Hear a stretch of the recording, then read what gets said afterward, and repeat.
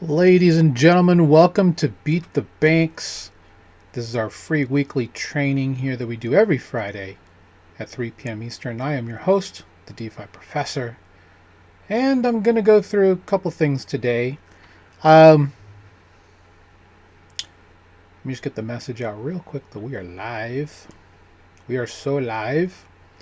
Hopefully you're having a great weekend and a great week, ready for the weekend. There's a lot of things happening today. Well, let's talk about what's going to be on the horizon. So, just going to do my quick posts here.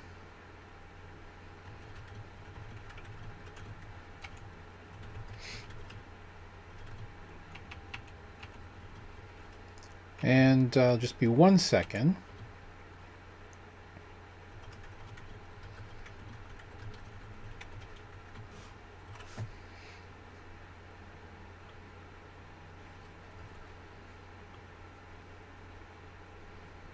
I just have to do Facebook really quickly.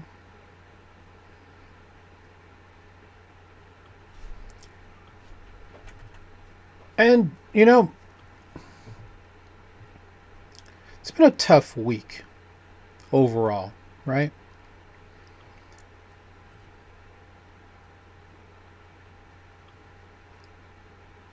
Let's post that. Okay, we're good to go. It's been a fairly tough week with regards to, where the market is, how we're honestly looking at a pretty interesting decoupling overall, right? Because if we look at where we are with regards to the stock market, let me just pull that up real quick.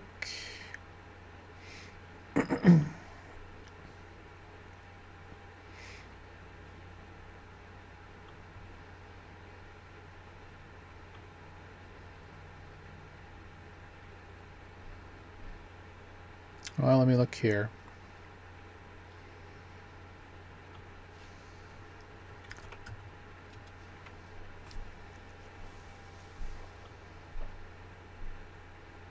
All right, so let me bring up the screen.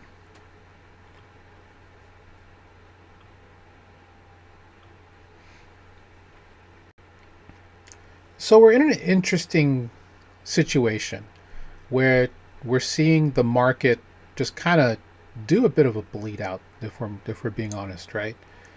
That's kind of been the story for the last 3 or 4 days, specifically because of what's going on with the conflict in Iran. Some people don't want to call it a war. You kind of can't deny that that's kind of where we're at, right? We're in a situation where we could be seeing a world war develop due to multiple conflicts coming at the same time. But if we look at the crypto charts, and this is the part that's interesting. Well, we don't quite see that same type of, we're up quite a bit on the week, right? In the last 7 days, last 24 hours. We're seeing a bit of a decoupling between these specific risk markets and the rest of traditional finance. And that's okay. What we could also do is look at the Russell 2000, and that generally, let's see.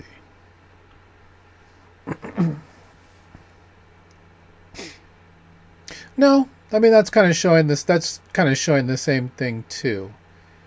If we just kind of check at these two charts, yeah, there is definitely there's some parallels, but there's also,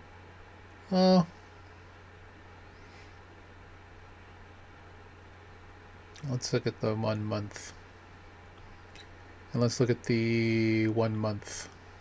Yeah, they are a little bit different, right? So overall, we're seeing a bit of a decoupling. Is this good overall for crypto markets? Well, I guess it depends on who you ask. I do think that we're in a bit of a crab, a sideways market. Obviously, this is financial advice. I'm sure my contemporaries here at CoinMarketCap, I am an approved CoinMarketCap contributor. There's wide ranges of comments here.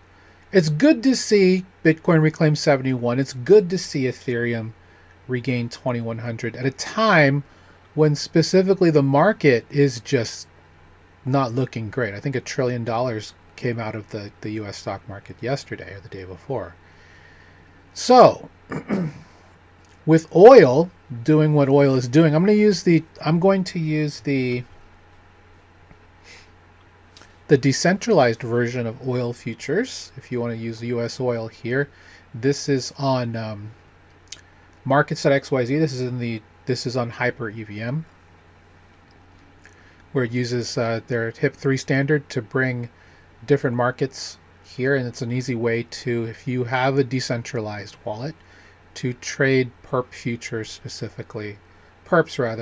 specifically on US oil with leverage. Not sure exact. I think it's just 10x is the most you can do. I'm not logged in, so I don't know the exact number. Okay, so leverage is 10. I'm guessing it's the most you can do. You can long or short oil from this point. And the market has been, well, not so forgiving, I guess, depending on which way you looked at it. People bought the top of oil that they thought as it crashed down to under $90 at one point. It wicked that low and then back up to where we are at 119. So, just doing a quick look here at the World Wars section on X, you see a wide variety of what people think here. And, what's interesting is that people are looking at it in terms of like religious significance. Some people are pulling on old Star Trek references. We're seeing big cities have issues, like in Qatar. Banks are closing their offices due to the safety concerns.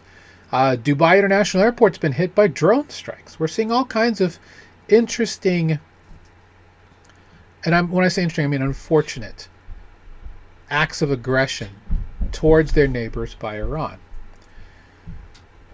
Now, it opens the door to the idea that, even though most people are saying it would happen in possibly 2027, in the event that, let's say, China goes and invades Taiwan, that is going to throw everything up in the air.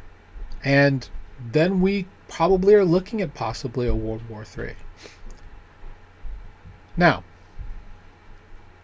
as an investor in this market, with crypto looking the way that it looks, should you be in a situation where you're just, piling on into crypto? Obviously, none of this is financial advice, but I still think the answer is it depends. I still think this is a great level overall to get into assets that you have high conviction in. One thing we've mentioned as a strategy multiple times in our communities for the last 6 months is aggressive DCAing, whether in or out of your favorite assets. 6 months ago, it would have been DCAing into some of your favorite altcoins, but the crypto winter, if you want to call it that, has extended a bit, even though there's a ton of institutional pressure to come into the space by multiple groups.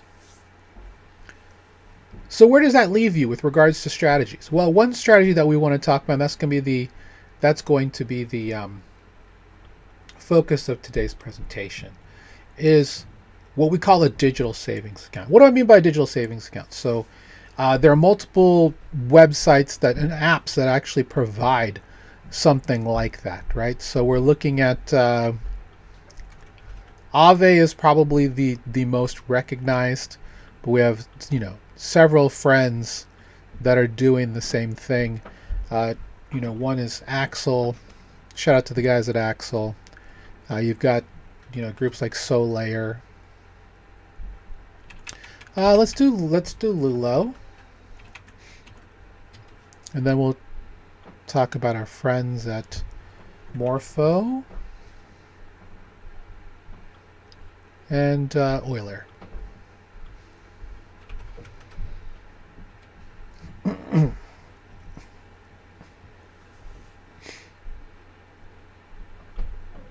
But let's get into the presentation.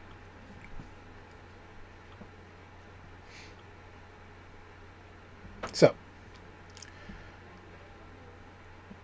the key to all of this with a digital savings account is self-custody. We'll dive into that a little bit more in just a minute.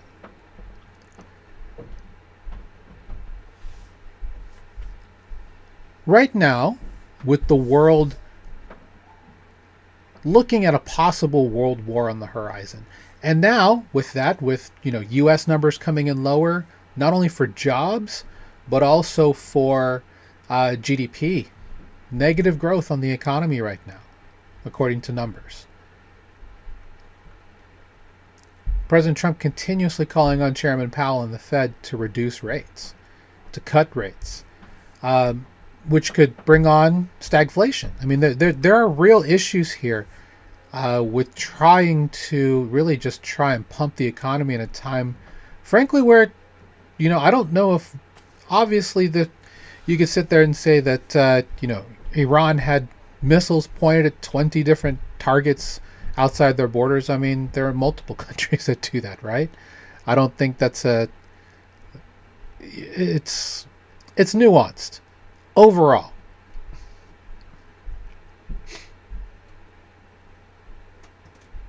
War just sucks overall, right?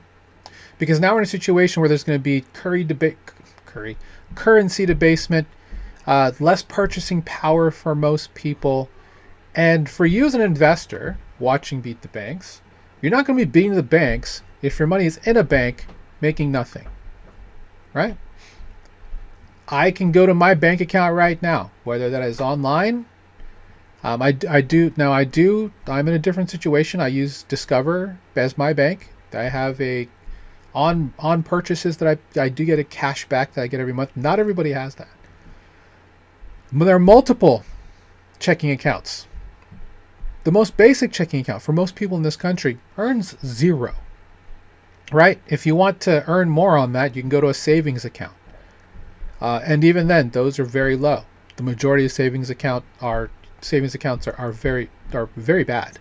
And if you want to get a rate higher than 1%, you normally have to put in a little bit of money. Shout out to my credit union.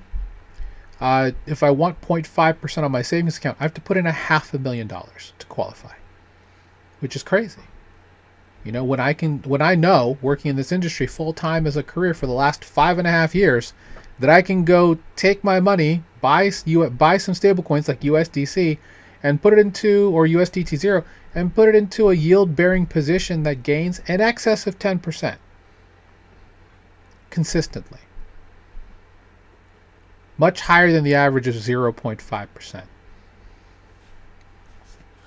Now, interesting little chart here. Thanks to Notebook LM for putting this part together. You've got the rising cost of living, digital yields rising, but then there's this gap that happens if you are looking at stagnant bank yields, right? The average bank very much closer to 0.1 than to 4. Now, you can go on a site like NerdWallet or some of these others that can teach you how to find credit unions, how to find banks that will give you 4.5%. Some of those require a membership fee. Some of them require requirements that you may not have. And some of them are literally just going to make you jump through hoops and all this stuff just to get in. Plus, you're going to have to go, you have to go fill out forms and all this paperwork, and then you actually have to fund it. And thanks to the old banking system, it could take multiple days for that money to settle in credit.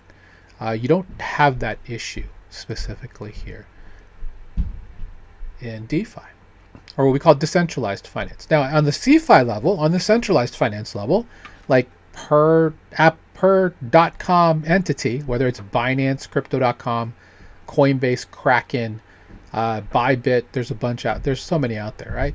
There are some that offer some type of yielding account, but it requires you to lock it up for a specific amount of time, and it's a system of not your keys, not your crypto.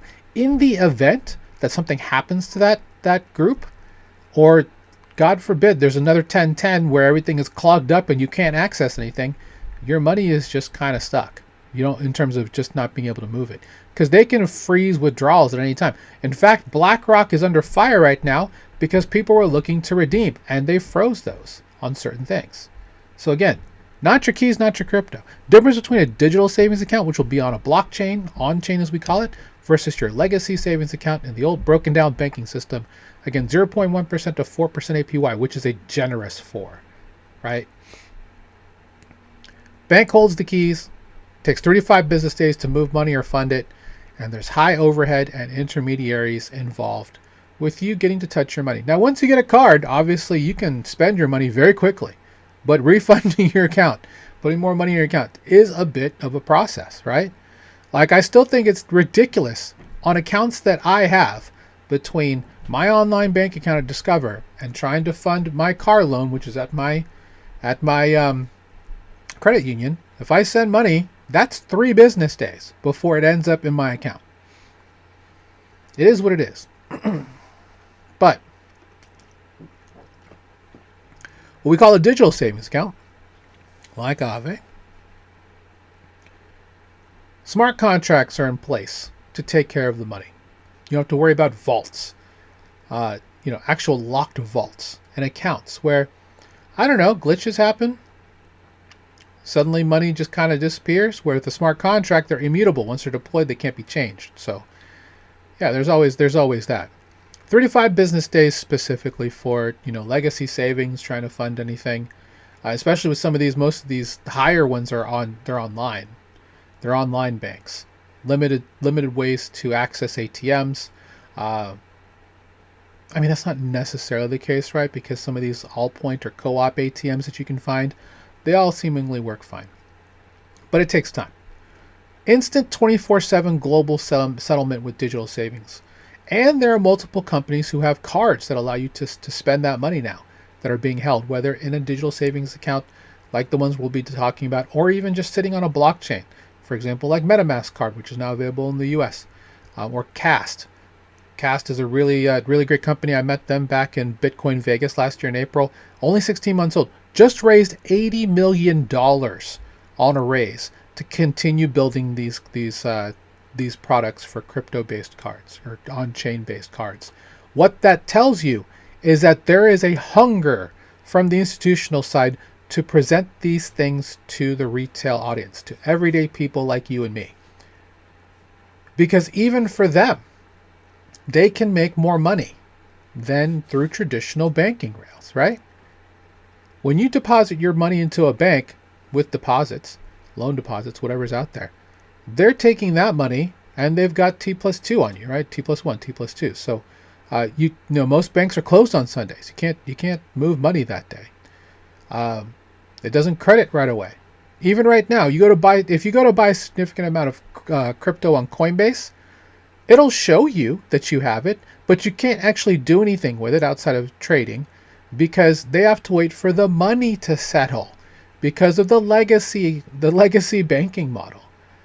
And they're not just going to give you the crypto with it being backed on their side by actual liquidity. So there's that. But in a world where digital savings and blockchains are involved, and this is the reason why New York Stock Exchange is going digital, while we have tokenization of stocks, and the CEO of BlackRock, Larry Fink, believes this is going to be the biggest change to fintech in the world, is that you get that 24/7 global settlement. You get the instant stuff. None of this 3 to 5 business days stuff. Instant. I can send you USDC or any other type of coin right now. It should be in your wallet within seconds. Now, it could take a little bit longer than a couple of minutes. That doesn't mean it's not instant, but you do get a global settlement 24/7. In most cases for fintech products moving forward, at least for the pricing oracles, it's going to be 24/5. Honestly, it's not that big of a deal. Unless you have supreme volatility, then that could be a problem, but there is still 24/7 pricing oracles. It just depends on the system that you're using. And what we're talking about here with banks holding the keys and you holding the cryptographic keys, this is your wallet. This is self-custody. This is you taking control and holding your assets yourself. This is different than mattress money, right? A lot of people are still on the old idea that money is only worth it if you can hold it in your hands like it's tangible. That's not the way the world works anymore, guys. Yes, I can go and pay for something with cash. But then the person who's holding the cash, if they can't find someone to actually accept that as legal tender, let's just say this little manual I have is money. If I can't find someone who's willing to take that as legal tender and then credit me for a purchase on it, what value is that money? None. Most of the world's economic moves and transactions are digital, right? It's literally just, hey, I had my bank direct deposit my paycheck into my bank account. It debited it. Is that right? Debited it from their account and credited it to my account. That's all that's happening. Numbers change. There's no physical money that gets sent between their bank account and my bank account. That's not the way the world works anymore. But I still hear that argument, frankly, weekly. And it's just weird. When we have instant global settlement that is accepted and battle tested.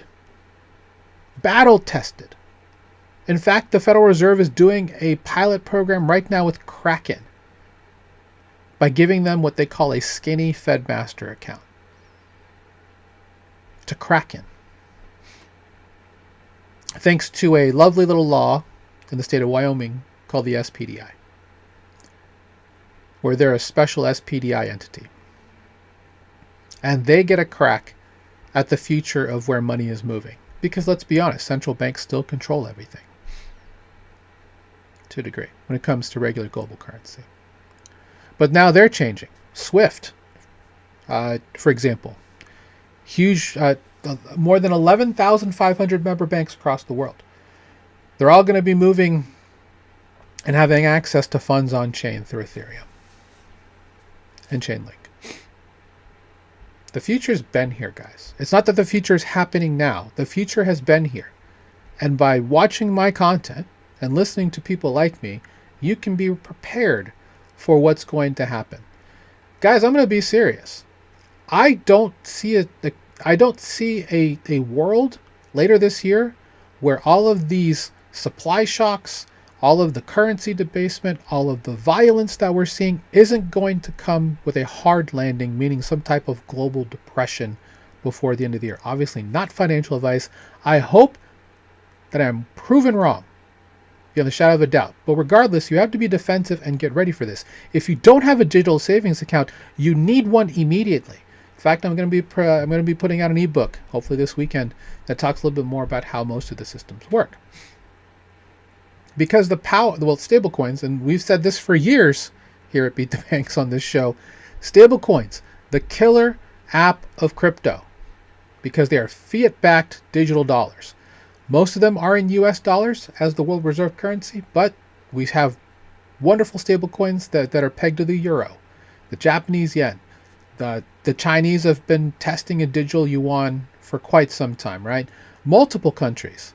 I think there's more than 140 pilots have been done in the last 5 years period on some type of digital. Now, they've been called a CBDC, a central bank digital currency, and that for the most part, that vision has died. Thanks to, honestly, a lot of world leaders getting into the DeFi scene. Because there's a point where everyone can create digital dollars, but if there's no standard, no framework that everyone should be following, then you're going to have the same fragmented issues that you had previously.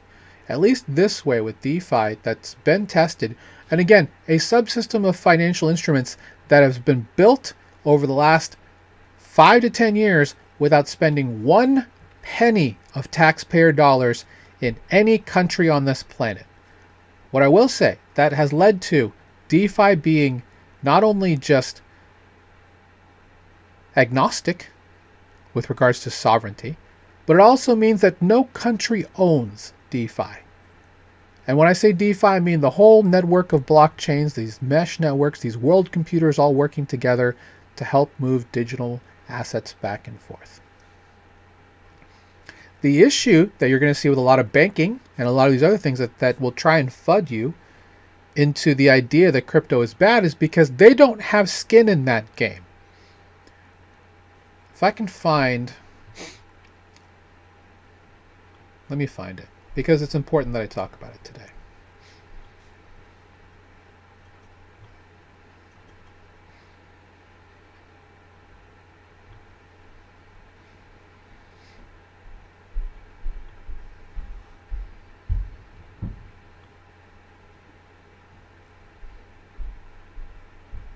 Just a second, guys. I need to find that link. And we talked about it on our Wednesday podcast here on these same channels. Thanks to Jake Travinsky specifically for this.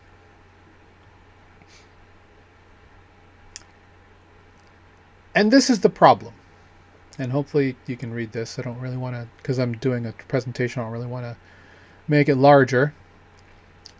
This is the American Bankers Association. 5 people were on this panel, and this is what this lady had said. Holding payment stablecoin, creating liquidity in DeFi in that world. That's part of the crypto roadmap, but that's not okay. And there's my comment. Why is it not okay? Why? I've said for many years, sorry Don Jr., that DeFi is the future of finance. It's the future of how we're going to be doing business. We have no more issues with border safety because everything is cross-border, instant settlement, all of the stuff that the banks don't like, right? Because if they can't hold on to your deposit for an extra 2 days over the weekend to earn more interest and still give you a shitty rate, then what do they have? They're worried that the majority of people that have a bank account are going to run on chain and they will go out of business. Here's the thing. They've known about this for years. It's not like this is a new. This is not a new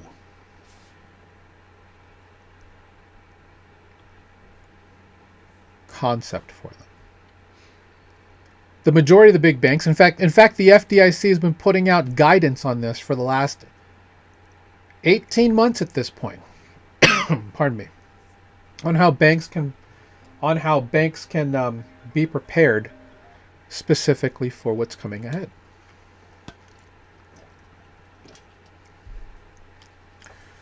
The issue with the Clarity Act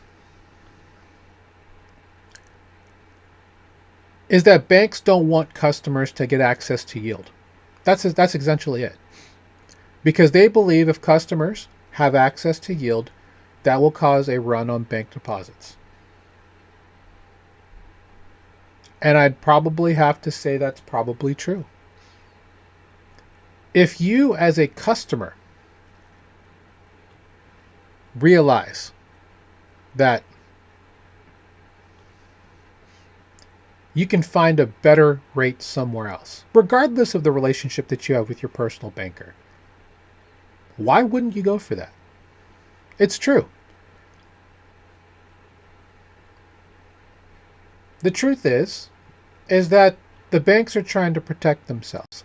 They worked as a lobby. They have worked very hard through people like Elizabeth Warren to paint this industry, which again was created without spending 1 penny of taxpayer dollars globally, from succeeding, because they think it's being used for drugs, for trafficking, for money laundering, all things that the US dollar does so well today. Does it not? And this is what they're afraid of. Because Genius has already passed. Genius Act already passed. At this rate, I don't think Clarity passes this year. And that's just going to put the US further and further behind in the race to become the world leader in crypto. Now, if President Trump wants to step in and just literally do something to to prevent that from happening, I think he's going to. What that is, I don't know yet. But yes, the president and his family do have profits in this industry. They have come in because it's a permissionless, trustless free market system and have set up shop with World Liberty Financial and a variety of other things. American Bitcoin, all these other things that they've been doing. They've been, They've been part of a lot of discussions for certain companies to end up in the United States. Just put it that way. But that's because they understand that the markets are better. There's a reason why President Trump has been talking about how the old system is broken and a new system based on crypto and DeFi is the future. Because he already has business here. Obviously, he's going to say that. Half of his cabinet own assets in this space. It's no secret that this is the future of where everything is going. It's all a matter of what the bank lobby is going to do to put forth the right education towards the everyday person to make everyone think that it's bad. And I'm here as someone who's been in this business for 5+ years to try and educate the world on the options that they have. You don't have to live with 0.5% and let banks get rich and get golden parachutes for their executives. You have the power to be empowered to open one of these up for yourself with as little as $5. Absolutely. We talk about this all the time in our Beat the Banks and in our free group called Total Value Locked. You can literally start one of these today for less than $5. You have to pay for gas because everything costs money, right? There's a price of admission. You need to have at least an account on a CEX, a wallet, and then money to put into the system. But you can do it for half the demos I would normally do on Beat the Banks. I do it with $5 to $15. Not because I just don't have it. It's because I want people to see how affordable and accessible it is. My goal is to help everyday people understand the options that they have, that you don't have to be stuck with banks that are ripping you off, with a system that's rigged against you, that benefits the few and nobody of the many. Again, even though Scott Bessent said this, stablecoins are room temperature superconductors for financial services. It's true. Because you've got parity with the US dollar or whatever fiat currency it's pegged to. You have instant settlement. You have borderless moves on transactions. And, they are anti-fragile, censorship-resistant digital assets. You don't have to worry about, holding them and they lose 15% year over year because they're digital assets. And it brings you what we call the true freedom of self-custody. Now, there are multiple digital wallets for cold storage you can use. Ledger does not have to be what it is. If you're going to be using it for yield farms, then yes, Ledger is the best choice. Why? Because nobody else supports other wallets than Ledger on multiple blockchains. If you want to use in the Bitcoin, at least Bitcoin Lightning, you can use Trezor for certain things, but Ledger is going to be the most flexible. You can use Ledger on Solana. You can use it on Algorand, Stellar, all these other spots. It's the only hardware wallet that's actually going to be, of course, Ethereum Virtual Machine as well. It's the only one that's going to be supported on all of them. And here's the problem with centralized exchanges, right? They can act like legacy banks. They can freeze, lend, or gamble your money without your permission. The freeze part is something that's happening. People are getting debanked, right? Even at places like Coinbase. If they feel that you're doing suspicious activity, they can freeze your account. And guess what? You're not getting that money back anytime soon. Because have you tried to call Coinbase customer support? Shout out to Coinbase. But everyone knows that the customer support is not the best. I'm going to leave it at that. There's a lot of room to improve. Like many customer services, AI has really kind of put a dent in that. But it is what it is. So what do we define as a digital savings account? And we use this term fairly loosely, okay? Just to be very honest. Fairly loosely. All that a digital savings account is a single-sided supply position where you get paid to park your funds in an automated money market account for others to borrow against. Which is really, if you take the banking model and shrink it down, is essentially what's going on. You have some USDC, you're putting it up at an AMM, at a lending supply market. they'll pay you, let's say 7% to keep it there. While it's there, it's going to be used by other customers who are taking out loans against your collateral, and you get the lion's share of the yield that comes back from using all of these different strategies, in excess of 6 to 10% in most cases. Sometimes higher, depending if it's if there's high demand, right? The higher the demand, the higher the rates.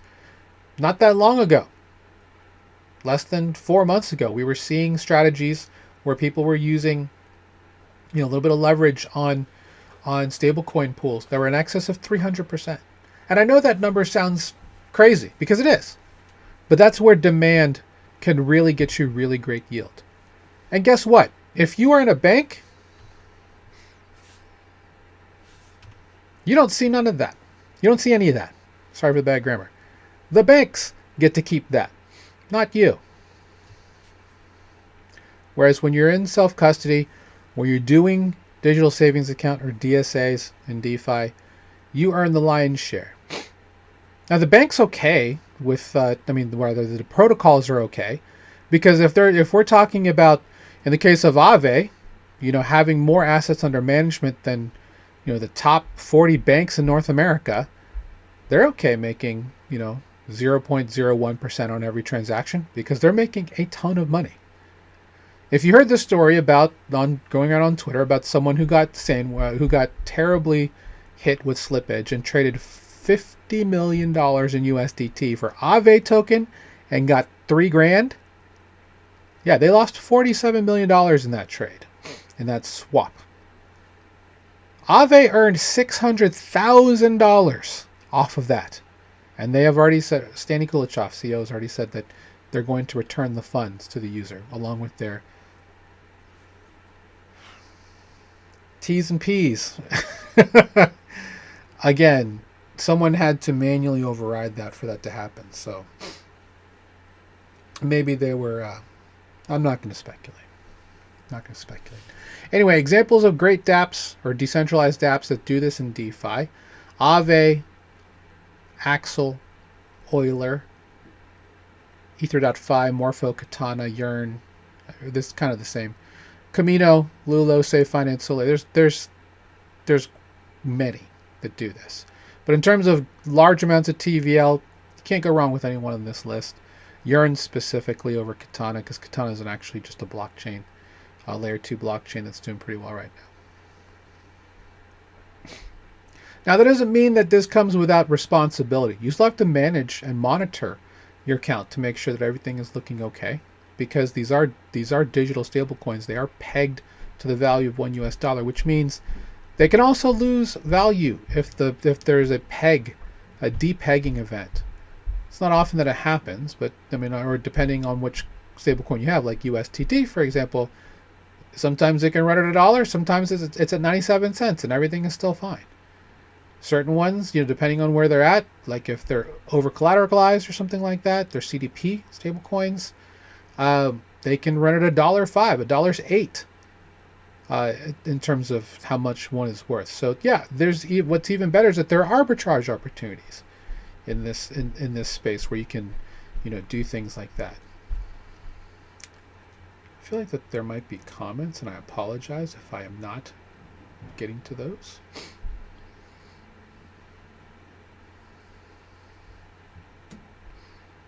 Normally there's people that are, if there's anyone saying anything, it's going to be probably on the Arena. Shout out to everybody on the Arena. Shout out to everybody on Zora. I'm also technically streaming on Den.show, but I don't know if anyone can see that. Of course, hello to Twitter, Twitch, and YouTube. All right.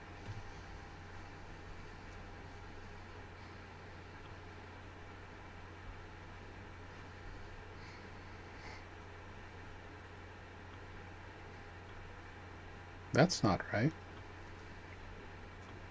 That's also not right. Where did my screen go?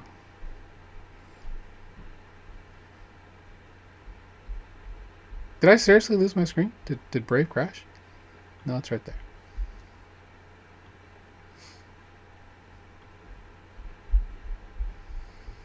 All right, let's move on.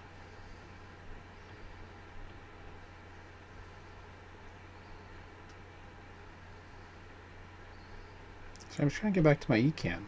There we go. So, before I move on, just want to take a sorry, hit the mic. Quick second and talk a little bit about staying safe. My last example definitely shows number 3, which is verify everything. Please send a test transaction before you send $50 million.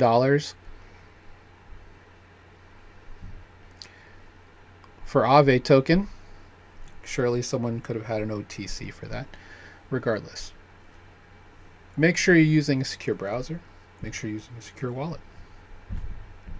Definitely would recommend you use a web-based wallet like Rabby. That's what we recommend for Ethereum Virtual Machine. Phantom for Solana. Although there are very many good Solana wallets now, whether it's Backpack or Soulflare. There's a lot of good options out there. Making sure you stay safe and secure is the biggest part. Also, wallet separation. If you are just testing something out, like say you just want to open up a digital savings account tomorrow, use a separate wallet. Don't use the same wallet where you have the majority of your funds. Use a burner wallet or something to just kind of test out, see if it's something that you like. Try it for 2 weeks, see if the yields of the math, as we like to say. And then either open up another wallet to do it on, or pad that wallet with more money. One thing too, and this is something that we talked about specifically in our free group. If you're using a MediaTek-based device, which is an Android device, they do phones and tablets. Some are high-end, but mostly are lower-end or budget or value, medium-tier picks. They have found the Ledger team specifically has a pen testing or a hacker unit called Donjon that found a bad boot bug that can, if the hackers know that you're using that device, can hack in and get your seeds and your keys in under a minute. We often say in our content to not use a mobile device for DeFi. I still believe that you shouldn't. If it's like stuff that means something to you, utilize hardware wallets, utilize web wallets, utilize. Don't rely on something on your phone. It's too easy to just get hacked on those platforms. Now it's good to have them, especially if you just need emergency access to your funds.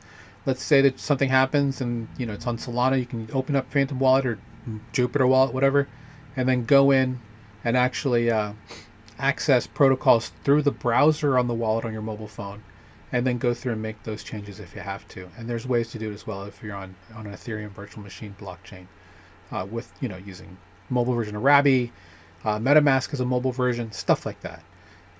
You just have to have that access, but I wouldn't rely on mobile as the main way because it's too easy to unfortunately get in a situation like that. But the whole point here is that your wealth is your control. Not saying that we're going to have a world war, but if we do, and economic conditions devolve, you want to be in a situation where you can access your money. It caused a little bit of a panic in Qatar when they closed all of the HSBC branches because they wanted to take employee safety above all. And they're closed indefinitely, guys. It's not like they're just closing for a week or two. Indefinitely until things get better. Now, of course, you can utilize like the internet and stuff to access your money, but if you wanted to use, to get actual cash, that might be an issue.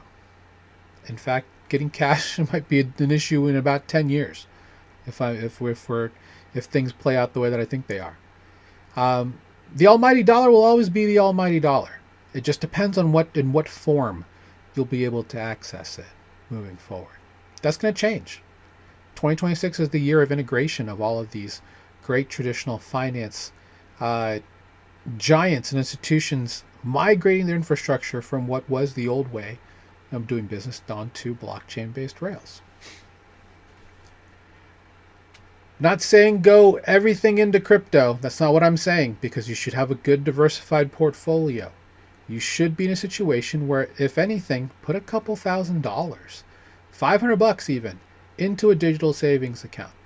What's great about them is that you'll get the best risk-adjusted return out of all the assets you probably have in your portfolio, and you can take the profits and farm them even better. We have people in our group that farm their profits in stablecoin farms so they can pay off their capital gains tax, their tax burden, whatever else is out there. And you can spend your profits in crypto without ever leaving a chain, thanks to crypto cards from groups like Cypher, from banks, Visa, MasterCard. MasterCard just opened up their Crypto Alliance partnership. 85 plus and growing crypto, or Web3 based and Web3 facing companies that allow you to have money that you have on a blockchain able to be settled 1-to-1 with US dollars to be spent anywhere. And depending on what country you're in, that's actually quite powerful, right? If you're in a country where you have significant debasement against the US dollar, I mean, your purchasing power just went through the roof holding a whole bunch of USDC stablecoins, So that's also a strategy you may want to consider. Not saying everybody needs to go out and just go pile into the EURC, the EURC token, or I don't think there's an actual British pound that has a lot of liquidity. But again, the name of this show is Beat the Banks. The whole point is just to open your eyes, to understand the different types of applications that are already in front of you. Now, I know that that's just a lot of talk, right? Oh, they have just changed it. They have just changed. That's just hilarious. Earn up to 6.5% on your stablecoins. Literally 48 hours ago, this was 9. Don't know what's changed, guys. But it was 9%. Regardless, you get $1 million of balance protection. That's way better than the USDC. Than the FDIC gives for their checking accounts. And Patrick Witt, the special envoy for President Trump's crypto council, has mentioned that when things start, moving for the Clarity Act, and once it comes to the FDIC, there will not be any pass-through insurance for stablecoins. That's fine. This is a better deal anyway. Earn up to 6.5% of your stablecoins with balance protection up to 1%. $1 million. Mobile friendly. This is what people want. They want to be able to access their money from their phone, right? In a world full of people with side hustles, gig work, more and more hands-on access through your phone is a good thing. I mean, look at what they're doing in China. Everything has a tie into WeChat, right? You can pay for anything. You can buy food, pay for services, all of that through WeChat, book reservations. We're not that far away from stuff like that, from being able to have all that in the power of the palm of our hands or on our wrists, right? So if you have a watch, you can also do a lot of the same things. Friends at Axel, shout out to Ash and the group, Cozy, all of them at Axel, 6 to 10% on their stablecoin savings account. And again, these are tranches where your money gets put into different tranches that have different types of just different types of usage, and you're earning the lion's share of the investment because your capital is being used as collateral for different strategies.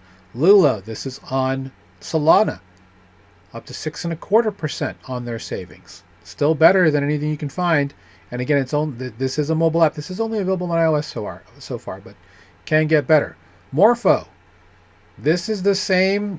So, and I always bring up Morpho because if you're a Coinbase customer, you may see that they happen to have loans and things like that available for you to earn yield. They use Morpho, which is on layer 2 on Base, for the majority of these vaults. Granted, these are all kind of crazy. Like, usual is not a stablecoin.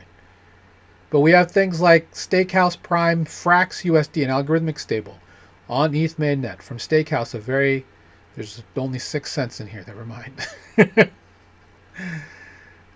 All right, let's look for one that is 10% on USDHL, which is Hyper EVM. My goodness. USDT 0 from Hyperrhythm. 500,000 here in these deposits, earning 9.5%. There might be some that are actually a lot larger. There we go. Steakhouse Prime, USDC 411 million, 3.63. This is on base. Gauntlet, also 300 for 3.63. Not the best rates, but they're available. And then we have Euler. I know it says Euler, but if you hover over, they'll tell you it's Euler. That's the correct way to pronounce it. And Euler has all kinds of great rates available. This will be, let's go over to Unichain, which is Uniswap's layer 2. Let's see. Supply APY. 9% for USDC with, and it's a smaller chain, but let's go over to Arbitrum, for example.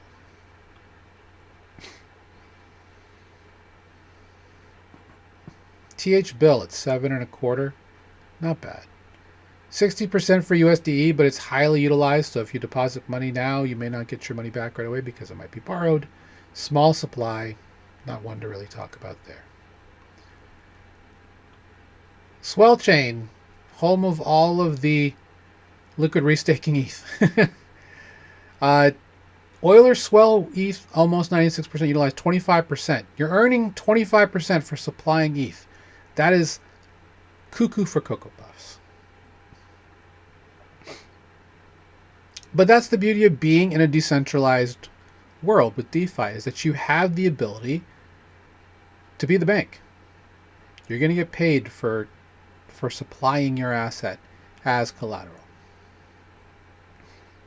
And there are things you can do with these. I mean, these are just vaults, but you can also, you can also borrow. Pardon me.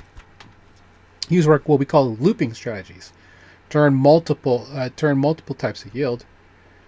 And for example, if I just go for strategies here, this ETH Easy ETH 247, fun.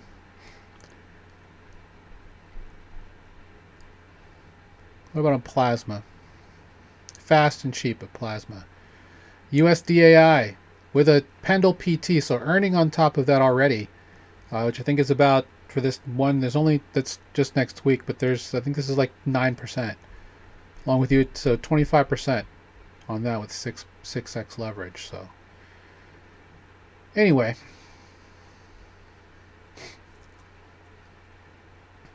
power of a digital savings account. Not only just for earning and getting, better returns to your bank, but as I'm showing you here, because you're doing single-sided lending supply at multiple spots like this, assets in DeFi, they're what we call composable, meaning you actually use them like what we call money Legos and actually put them in multiple strategies. You can reuse them and put them in different places to earn and pair them with different other money Lego bricks, other composable assets to form very powerful strategies. And everyone has their favorite that they use, but you can earn additional yield beyond the yield. Of course, there's going to be additional risk because that normally means you're in more than one smart contract. So you have counterparty risk, but it's no different than the risk you would have, I guess, at the traditional bank level, right? In a world where inflation's going up, real estate's going up, employees are being laid off, are we near the point where, that we could have banks go insolvent? Yeah, maybe. Not saying it's going to happen. I don't want people to lose their jobs. I don't want companies to be shut down. But the reality of the current economic horizon is that we are looking at a large world conflict that could send world economies, into a bit of a tailspin. And what once was a fairly peaceful world with a lot of threatening rhetoric has now become a battlefield for who can stay afloat the longest. And that's never a fun game to play, especially when all of us as users are just trying to find better returns on our capital. So I guess the lesson that you could learn from this today is open a digital savings account. We have plenty of that information available. You can certainly try to check out our free group. Let me pull that up right now. It's called Total Value Locked.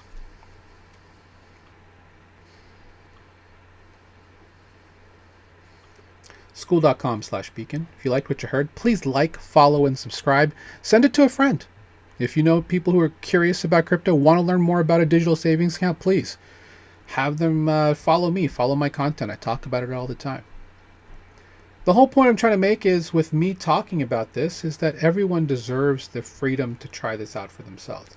It doesn't have to be gate-kept behind financial brokers and people in the know, right? Check out our Start Here post. You'll get a message from myself and our CEO, Andrew, here at Beacon. And you can learn more about our different offers that we have, whether it's anything that we have in our free group, or if you want to get one-on-one mentorship with me or someone else in the team. It's all available. Again, thanks to our Beacon Mastermind founding members, our Beacon Mastermind current members, as well as our Beacon challengers and our Spotlight subscribers. Thank you so much for helping us be able to do what we do. And yeah, go out and give it a try. Hopefully you found value in today's talk. We do this every Friday, 3 p.m. Eastern, as we have since January of 2022.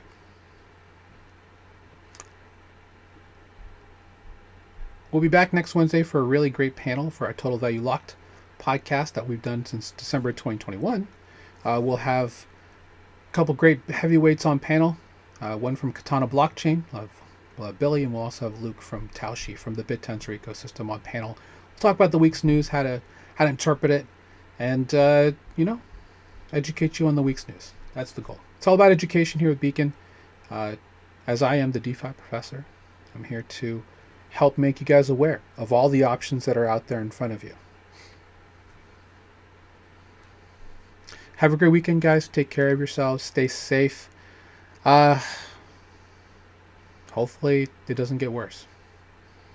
We'll see you next time, guys. Take care. 07. Beacons up. Banks down. Keep beating those banks, guys. Take care.